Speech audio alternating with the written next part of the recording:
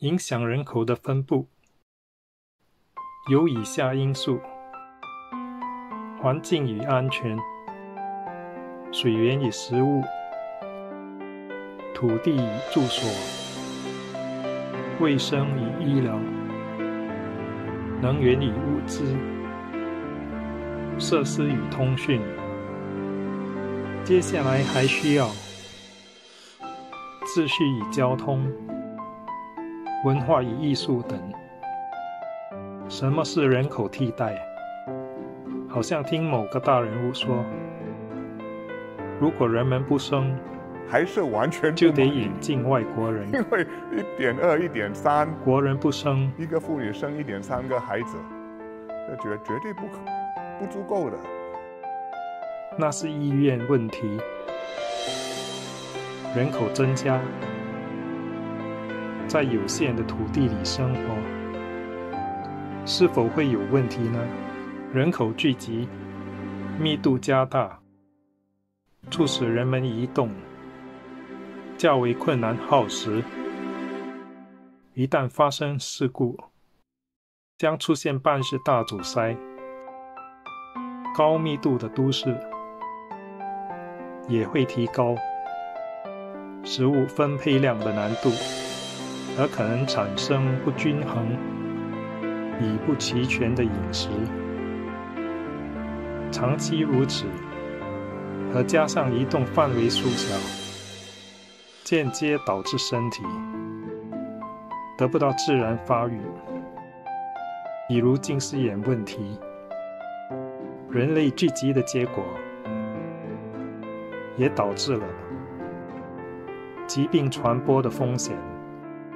到公共诊所看病，还得预约等上几个月。基础设施虽不停改进，但环环相扣，最终将会有难以负荷的时候。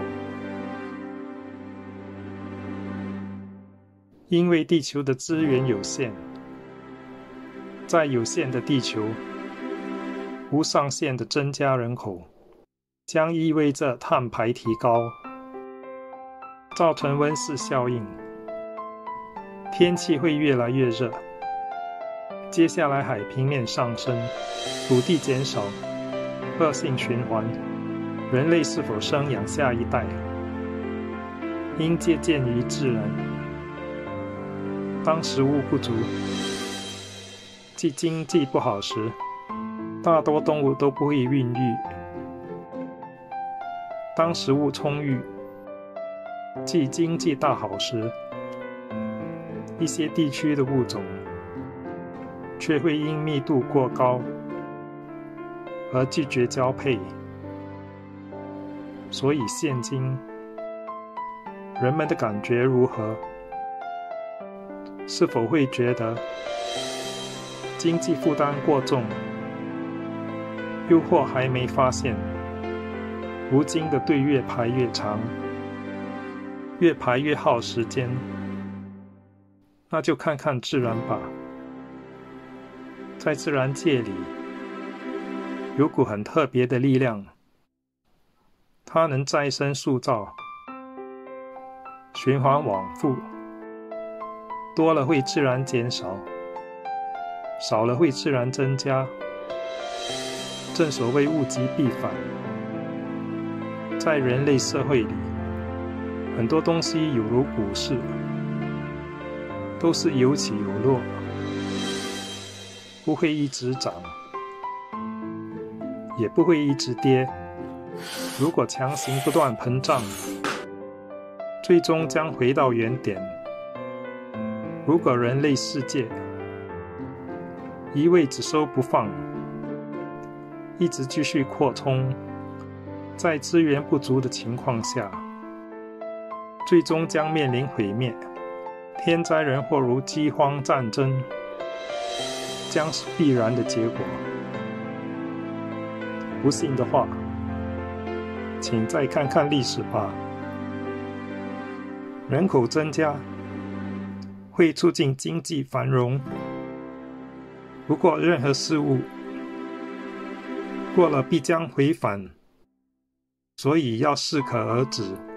如果上坡路是种挑战，而下坡路也是学问，顺应自然，才能走得更远，才能见证下一轮的百花齐放。春眠酣畅不觉晓，处处叶茂闻啼鸟。